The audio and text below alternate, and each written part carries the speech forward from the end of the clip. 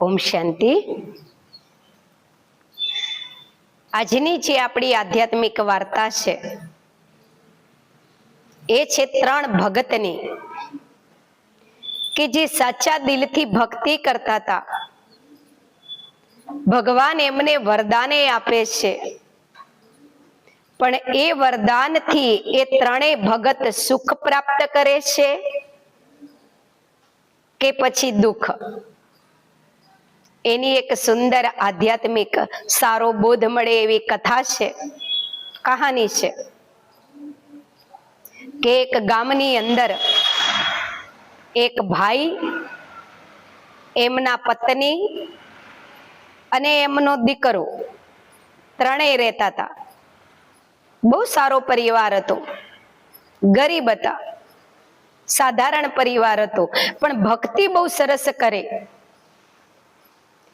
રોજ ત્રણેય નદીએ નાવા જાય, પૂજા પાઠ કરે, મંદિર દર્શન કરે, ભજન કીર્તન સત્સંગ કરે. પણ બિચારાના આગલા જન્મના કર્મ એવા હતા કે દુખી હતા, ધન સંપત્તિ નથી, પણ ભક્તિ બહુ દિલથી કરતા હતા. કરતા કરતા શ્રાવણ માસ આવ્યો તો શ્રાવણ મહિનાની અંદર એ ત્રણેય ભક્તો વિશેષ ભક્તિ કરતા હતા. જેમ ઉપવાસ કરે, બપોરે એક જ ટાઈમ ભોજન કરે, સવાર સવારમાં નદીએ સ્નાન કરવા જાય, મહાદેવ પૂજાપો ચડાવવા જાય, ભગવાનને માળા કરે, મંત્ર કરે, ઉપવાસ કરે. એક દિવસ પાર્વતીજીએ મહાદેવજીને કીધું કે આ ત્રણેય તમારા ભગત છે, કાયમ ભક્તિ કરે છે, અને શ્રાવણ મહિનામાં તો વિશેષ તમારી ભક્તિ કરે છે, તો એમને તમે ધનવાન બનાવી દો ને, સુખી બનાવી દો ને ભગવાન. મહાદેવજી કે છે એવી રીતે હું કોઈને ધનવાન ન બનાવી શકું, એ કર્મના સિદ્ધાંતની વિરુદ્ધ છે. જે વ્યક્તિએ જે પ્રમાણે કર્મ કર્યું છે એ પ્રમાણે એને પોતાની કાયા, પરિવાર, ધન, સંપત્તિ બધું કર્મને અધીન મળે. એ ત્રણેયના કર્મ એવા છે, ગરીબીમાં સાધારણ જીવન વ્યતીત કરવાનું. એટલે કે છે હું એમને ધન ના આપી શકું. પાર્વતીજી કે છે મારે કોઈ કર્મની લાંબી લાંબી કથા તમારી નથી સાંભળવી. આપણા બેની કેટલી દિલથી એ પૂજા કરે છે, ભક્તિ કરે છે, અને એ વર્ષોથી કરે છે. તો આ શ્રાવણ માસ જેવા પવિત્ર માસમાં મહાદેવજી તમે એમના દુઃખને દૂર કરો, તમે એમને કંઈક વરદાન આપો. મહાદેવજીએ કીધું કે પાર્વતીજી એમના નસીબમાં નથી, પણ તમારી આદત છે, તમે જે જીદ પકડો છો ને એ પછી છોડતા નથી. તમારી જીદને પૂરી કરવા માટે હું એ ત્રણેયને વરદાન આપીશ અને સુખી કરવાનો પ્રયત્ન કરીશ. જેવા એ ત્રણેય નદીએ સ્નાન કરીને મહાદેવ દર્શન કરવા આવ્યા તો મૂર્તિમાંથી અવાજ આવ્યો, બેટા તમારા ત્રણેયની ભક્તિથી હું પ્રસન્ન થયો છું. આવતીકાલે સવારમાં તમે જ્યારે નદીએ સ્નાન કરવા જાઓ ત્યારે સ્નાન કરીને તમે જે સંકલ્પ કરશો, જે સુખની કામના કરશો, એ સુખ તમને જીવનમાં પ્રાપ્ત થશે. ત્રણેય ખુશ થઈ ગયા. ખુશ થતા થતા ઘરે ગયા. ઘરે જઈને ત્રણેય આપસમાં વાતો કરે છે કે જલ્દી જલ્દી કાલ સવાર પડે એટલે કાલ સવારે આપણે નદીએ સ્નાન કરી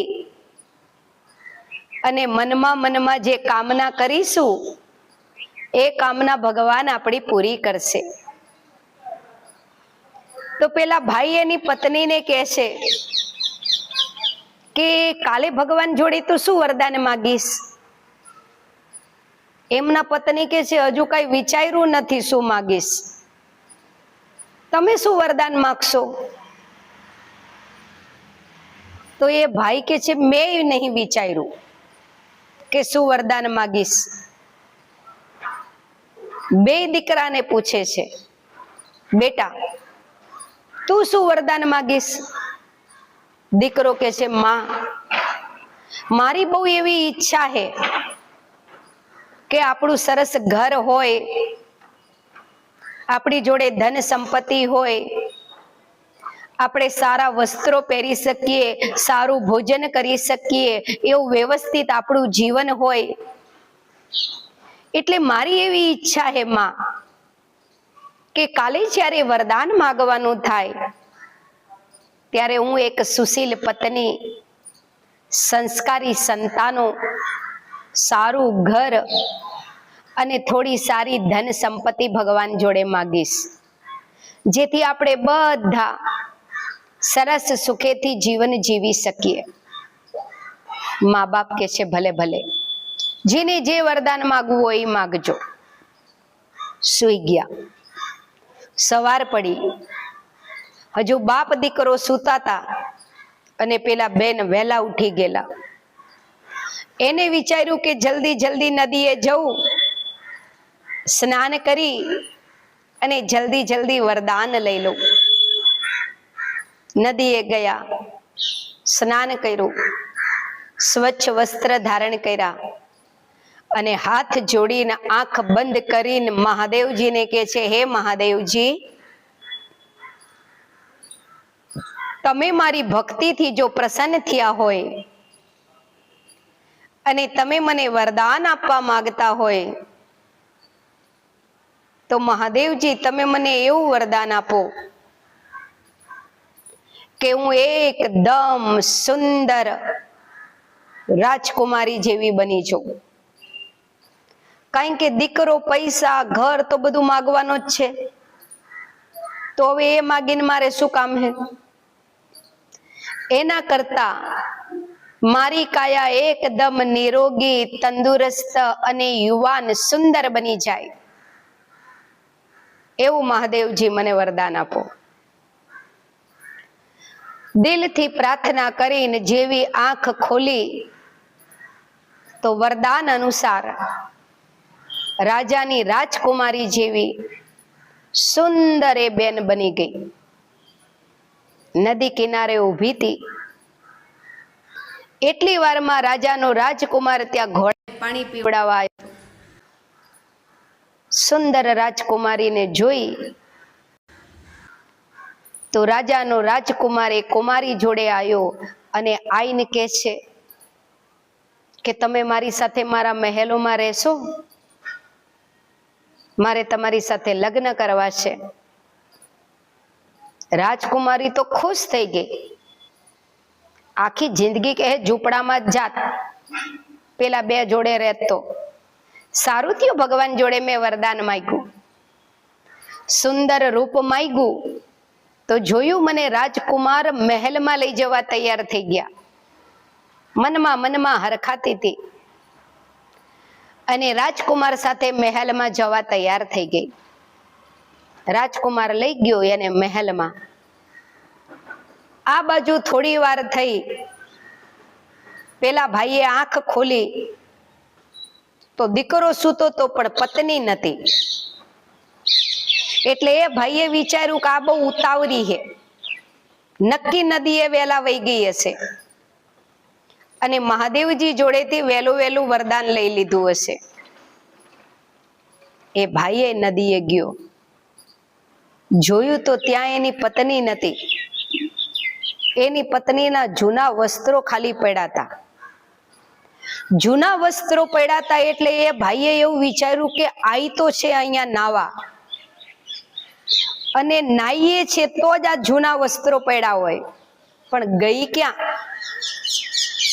એ ભાઈએ સ્નાન કર્યું, સ્નાન કરીને તૈયાર થયા, વસ્ત્ર ધારણ કર્યા અને પછી વિચારે હે કે મહાદેવજી જોડે કયું વરદાન માગું.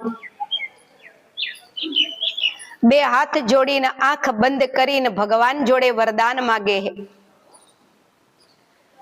હે મહાદેવજી, હું તમારી પાસે વરદાન માંગુ, પણ એ પહેલા તમે મને ખાલી એટલું કહો કે મારા પત્ની અત્યારે છે ક્યાં. તો મહાદેવજીએ એને ધ્યાનમાં બતાવ્યું કે એક મહેલ છે, મહેલની અંદર રાજકુમારની સાથે રાજકુમારીના વેશમાં એની પત્ની છે. પેલા ભાઈએ વિચાર્યું કે અચ્છા, આને વરદાનમાં સુંદરતા માગી હે, સુંદર બની ગઈ હે વરદાન માગીને, અને હારી મને ને મારા છોકરાને છોડીને મહેલમાં વહી ગઈ અમને મૂકીને. મારે હવે બીજું કઈ નહીં માગવું. ઈ જો અમને મૂકીને વહી ગઈ મહેલમાં, અમારું વિચાર્યું નહીં, તો અમને મૂકીને હે ની મહેલમાં રે. મહાદેવજીને કહે, હે મહાદેવજી, તમે મને એક વરદાન માંગવાનું કીધું હતું મારા ભક્તિના ફળ સ્વરૂપે, તો હું એવું વરદાન માંગુ છું કે મારી પત્ની જ્યાં છે ત્યાં ગધેડી બની જાય. અને રાજકુમાર પાસે એ ભાઈના પત્ની જે બેઠા હતા રાજકુમારીના વેશમાં, થોડી વારમાં તો ગધેડી થઈ ગયા અને ઓચી ઓચી ઓચી કરવા લાગ્યા. રાજકુમારે જોયું કે આ શું, હું જે લાયો તો એ તો સુંદર કન્યા હતી અને આ તો ગધેડી હે, નક્કી કઈક ભૂત લાગે હે.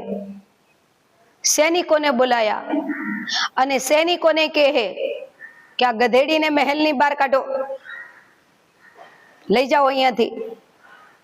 સૈનિકો આયા, પેલી ગધેડીને પકડીને મહેલની બહાર કાઢી.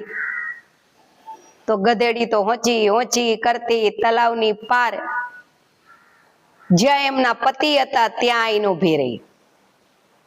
હવે ત્યાં આઈને ઊભી રહી એટલે એનો પતિ કે છે, કેમ સુંદર બનીને ગઈ તી ને રાજકુમારી બનીને, અમને મૂકીને તારે મહેલમાં રહેવું તું?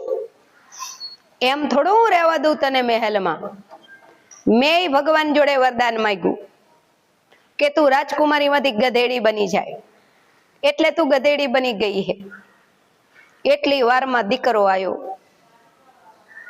આઈને એના પિતાજીને કે છે, પિતાજી, આ ગધેડા જોડે હું તમે વાત કરી રહ્યા હો અને મારી માં ક્યાં હે? એના પિતાજી કે છે, બેટા તારી માં જોડે તો વાત કરી રહ્યો હું. પેલો દીકરો કે છે, પણ એ તો ગધેડી હે. તો કે હા, તારી માં ગધેડી બની ગઈ હે. પેલો દીકરો કે કેવી રીતે? તે કે છે, બેટા આપણને બેયને સૂતા મૂકીને નદીએ આવી હતી અને ભગવાન જોડેથી વરદાન માંગ્યું હતું સુંદર રાજકુમારી બની જાય, અને આપણને બેયને મૂકીને ઉપડી ગઈ હતી મહેલમાં રાજકુમાર જોડે. એમ થોડી જવા દઉં. મારું જ્યારે વરદાન માંગવાનું થયું એટલે મેં મહાદેવજીને એવું કીધું કે મારી પત્નીને ગધેડી બનાવી દો, એટલે મારા વરદાનના ફળ સ્વરૂપે તારી માં ગધેડી બની ગઈ. પેલા દીકરાએ વિચાર્યું કે મારે સ્નાન કરીને વરદાન માંગવાનું છે, અને મેં એવું વિચાર્યું હતું કે હું વરદાનમાં સુશીલ પત્ની માંગીશ, સારું ઘર માંગીશ, થોડી ધન સંપત્તિ માંગીશ. પણ માની લો કે હું ભગવાન જોડે આ બધું વરદાન માંગું તોય મારી માં તો બિચારી કાયમ ગધેડી જ રહેશે. એના કરતા હું ભગવાન જોડે બીજું વરદાન માંગું. દીકરો નદીમાં ગયો, સ્નાન કર્યું, સ્વચ્છ વસ્ત્ર ધારણ કર્યા અને બે હાથ જોડીને આંખ બંધ કરી અને કે છે, હે મહાદેવજી, તમે મારી ભક્તિથી જો પ્રસન્ન થયા હોય તો તમે મને વરદાન આપો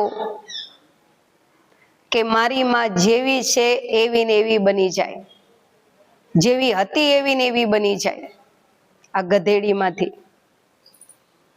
દીકરાના વરદાનના રૂપે એની માં પહેલા જેવી હતી એવી ને એવી ગધેડીમાંથી બની ગઈ. ત્રણેયના વરદાન પૂરા થઈ ગયા. પહેલા એની માએ રાજકુમારી બનવાનું વરદાન માંગ્યું એટલે એનું વરદાન પૂરું. એના પતિએ એની પત્ની ગધેડી બની જાય એ વરદાન માંગ્યું તો એ વરદાન એ પૂરું થઈ ગયું. દીકરાને ઘણું બધું માગવું હતું પણ માના દુઃખને જોઈને માગી ન શક્યો તો એની માં પહેલા જેવી હતી એવી જ બની જાય એવું કીધું તો એની માં પહેલા જેવી બની ગઈ ખરી પણ એનું વરદાન ગયું.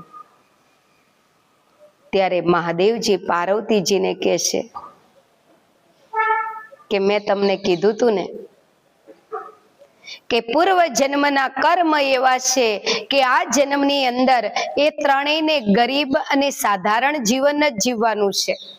આ જન્મમાં જે ભક્તિ કરી રહ્યા છે એનું ફળ હું એમને આવતા જન્મમાં આપીશ પણ આ જન્મમાં એમને સુખ લખેલું નથી.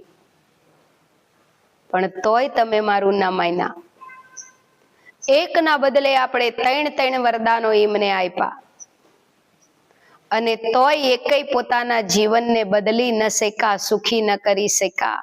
આ કર્મની ગતિ છે. કર્મમાં ન લખ્યું હોય તો મનુષ્ય એના ભાગ્યને બદલી શકતું નથી. હા, કદાચ વર્તમાનમાં કર્મ તમે બદલો તો ભવિષ્યમાં ભાગ્ય બદલાય. તો આ જે શ્રાવણ માસની કથા છે એ આપણને સંતો સત્સંગમાં સંભળાવતા હોય છે. કેટલી ભક્તિ કરી, ભગવાન પ્રસન્ન થયા, 3 વરદાનો આપ્યા પણ એકેય સુખને પ્રાપ્ત ન કરી શક્યા. આ વાર્તાનો સાર શું છે? વાર્તાનો સાર એક જ છે કે ઘણા બધા મનુષ્ય એવા છે જે ધરતી પર કોઈ ને કોઈ ધર્મ સાથે જોડાયેલા છે. એ ધર્મની અંદર પૂજા પાઠ કરે છે, ભગવાનને યાદ કરે છે, ભક્તિ એ કરે છે પણ એટલી મોહ માયા છે કે મોહ માયાના પડદામાં ને પડદામાં એ પોતાનું આત્મકલ્યાણ કરી નહીં શકતા. જેવો છે એવો ને એવો જ રહે. ભગવાન કહે છે તું ગમે તેટલી ભક્તિ કરે પણ અંત સમયે જો હું તને યાદ આવું તો તારી ગતિ થાય. ભક્તિ આખી જિંદગી કરી પણ મરતી વેરાએ તો પત્ની ને દીકરા ને પૈસા ને પરિવાર ને આજ યાદ કરે છે. એમાં ને એમાં ભગવાનની યાદ નહીં આવતી અને સદગતિ નહીં થતી. તો વાર્તાનો સાર એ છે કે ભક્તિ કરો છો, ભગવાનને પ્રસન્ન કરો છો તો સારું ભાગ્ય બનાવવા માટેનો પુરુષાર્થ કરો. વાર્તા જો શ્રાવણ માસની આપને સારી લાગે તો સાથી મિત્રોને શેર કરશો, લાઈક કરશો, કોમેન્ટ કરશો. આગળ પણ અમે આપને આવી જ આધ્યાત્મિક વાર્તાઓ સંભળાઈશું. સમય લઈ અને આપ અવશ્ય સાંભળશો અને આટલી સરસ વાર્તાઓ સાંભળો છો, અંદરથી કંઈ ને કંઈ સારી પ્રાપ્ત કરો છો, તમે કોમેન્ટમાં બતાવો છો, એ જાણીને અમને ખુશી થાય છે કે ચલો તમને અમારી વાર્તા ગમી. તમે સરસ વાર્તા સાંભળો છો એ બદલ તમારા બધાનો ખૂબ ખૂબ ધન્યવાદ. ઓમ શાંતિ.